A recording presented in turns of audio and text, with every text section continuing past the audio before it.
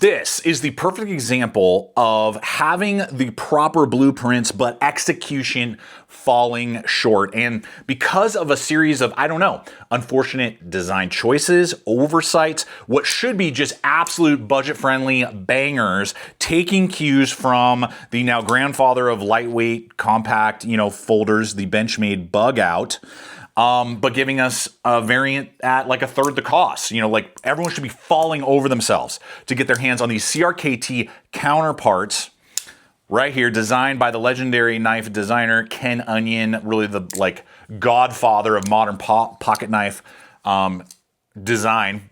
So many bangers over the years, so many awesome designs. Designed these, but yeah, there are some issues, dude. There are some issues that I'm having with these. Literally like some structural issues that I even discovered, things like that. Steel choices that are just leaving me scratching my head. I think a lot of people are gonna go, huh, and then go with something else. That's me, that's my opinion. And we're gonna unpack all that the Counterpart from CRKT brings to the table, the good, the bad, and the ugly. If you are new to the channel, welcome, gear lovers, blade lovers the world over. This is Gideonstactical. I'm Aaron, and holy crap, just want to say thank you. We just hit an epic milestone. Having been on YouTube now for almost 14 years. Next month it'll be 14 years that I started the channel. We just hit 300,000 subscribers. 300,000 subscribers, 2.4 thousand, so 2,400 videos over that 14-year span. Just recently hit 95 million views. So I just want to say from the bottom of my heart, thank you to you, the viewers, for coming back week after week for over a decade. Thank you for subscribing. Thank you for watching. Thank you for being a part. I cannot do what I do without you guys, and I wouldn't have been able to hit this milestone without you guys seeing value in what's created here. And I also want to thank my creator, my Lord and Savior, Jesus Christ. And it is him that has gotten me to this point, gotten us as a crew, as a family. When I say crew, you guys, I mean, this is a one-man show. It's me, my wife, we're on the camera sometimes, friends, family. It is me. I'm editing, I'm posting, I'm doing everything. I'm the on-screen talent, I'm the behind-screens editor, I'm all of it. But I couldn't do it without God, without God's help, without God's guidance, and it's supernatural. It's honestly supernatural, and I'm just so blessed to be able to do this. What started out as a hobby became a part-time thing to allow my wife to be a stay-at-home mom, and eventually has become what I do now, full-time, hands down, full stop. And I just want to thank every single one of you. And I try week after week to show you guys what things can do, what they can't do, actually use the tools, not just do like hand puppetry, on a tabletop, but actually use the tools. I've had these blades for a couple months now, carried them, used them, so I know what they can and can't do, and then sharing my feedback with you so you guys can make the wise choice. Does this make sense? Or does it not? And that's what we're gonna find out in this video. Maybe I'm blowing all this out of proportion. Maybe I'm totally blowing it out of proportion with these, and you guys are gonna be like, dude, those are bangers. I love them, carrying them in my EDC. So just wanted to say thank you. We'll be doing kind of like a little party tomorrow, I think. Just kind of going down memory lane together. But okay, as soon as I saw these, I was like, okay, CRKT, I see what you're doing. Yeah, the grandfather of like lightweight folders now, the Benchmade Bug Out. I see what you're doing. You're going for lightweight, compact, relatively. I mean, these are over 3 inches, so there's some things to like here, and for under $100, we'll get into pricing and all that. I'm like, okay, but then as I began to dig into it, I was like, I'm not sure about this, and I was actually going to buy them through Blade HQ. Was trying to place the order. They were like, hey, we'll just send you the samples. I was like, cool, sounds good, but as I've always done here, regardless if I buy something, I get sent samples. Always keep it real with you. And in this case, not digging it. Don't understand. Leaves me scratching my head. And I always keep it real with you guys, because that's the whole point. It's you guys first before anything and anyone else. It's you guys, the audience, and keeping it real with you and telling it like it is from my perspective. Okay, here's the first thing right out of the gate when we look at these. These, even though the handles are going to be the same, there's nothing different with the handles. The blade shapes are totally different, and the steels are totally different. And that really leaves me scratching my head a little bit. If we're making kind of like a budget-friendly, series, why are we choosing different steels for different blades? And the Tanto version has a much preferred steel to me than what they chose with this model right here. Start using it, slices like crazy, right? Just very good edge geometry, very good grind, all the things that you want in a compact EDC folder. So here's the first aspect that you need to be aware of is that this is sporting 12C27 Sandvik steel. Okay. Haven't seen that on a folder in a while. That is definitely, in my mind, a very budget steel. That is what Mora puts on their like $15 introductory folders, is that steel.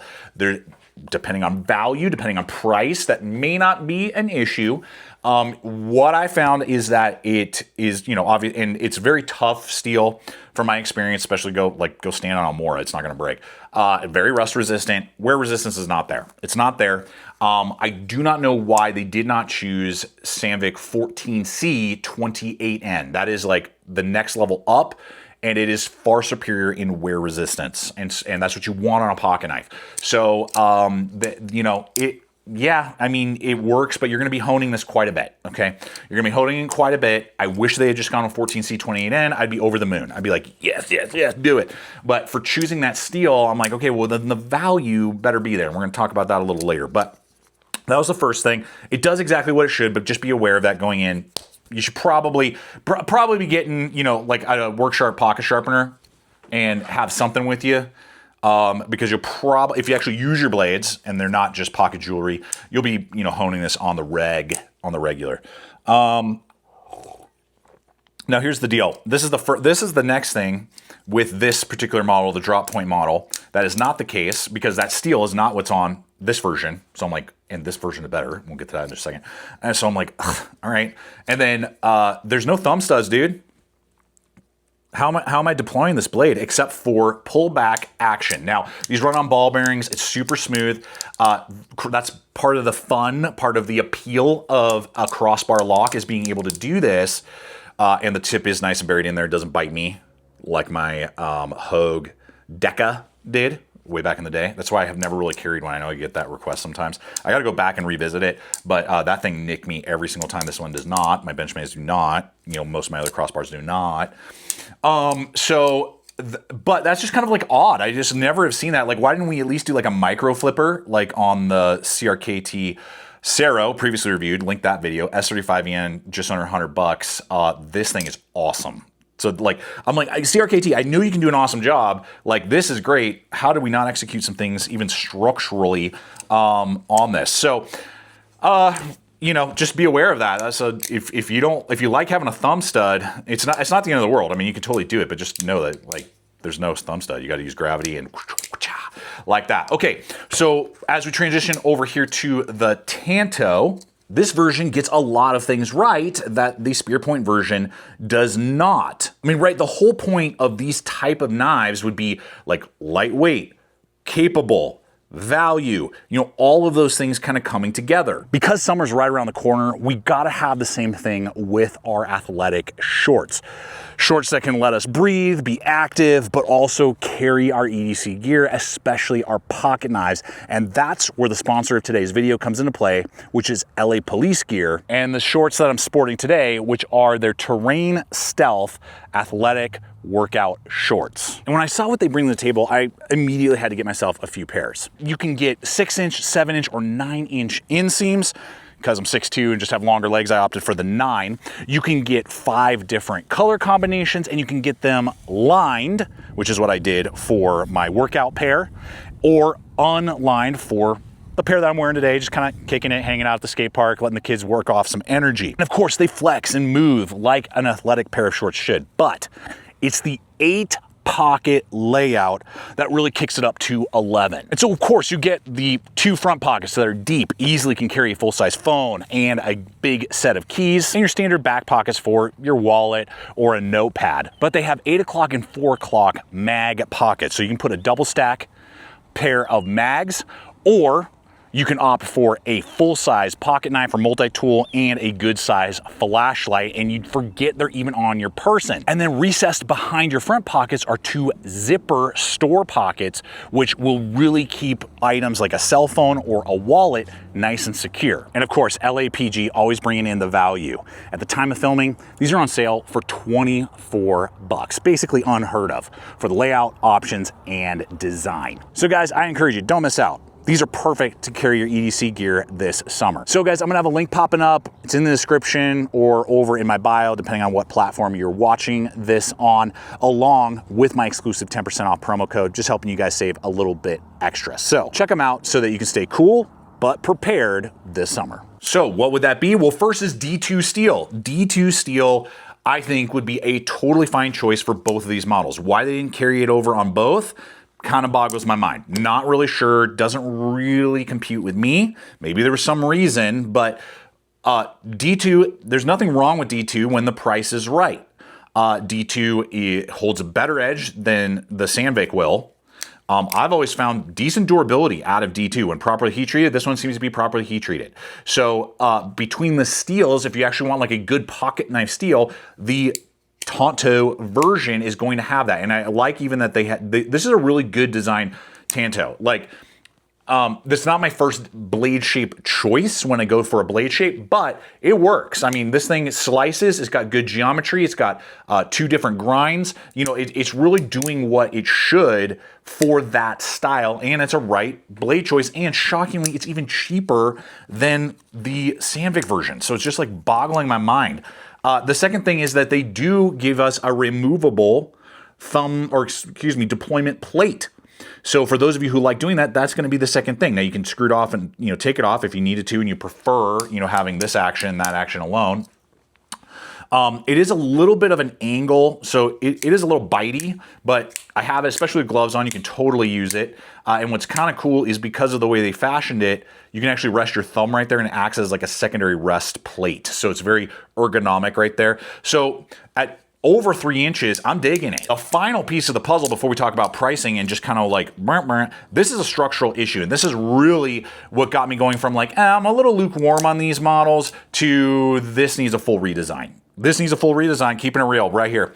The problem I began to find immediately, as soon as I began to bear down with these, is that these are like trampolines, bro. These things squeeze together like nothing. You thought your Benchmade bug out was bad? No freaking way, dude. These things do not have enough structural integrity to keep them rigid. So as soon as you grip the blade and start to like do a feather stick, you used to have to start pushing through a piece of manila rope, something like that. If you're doing more than opening a package that arrived from Amazon or something, this is going to flex like crazy to the point where they can touch. I can literally touch the handles together on the back there. That is crazy flex. That is not good.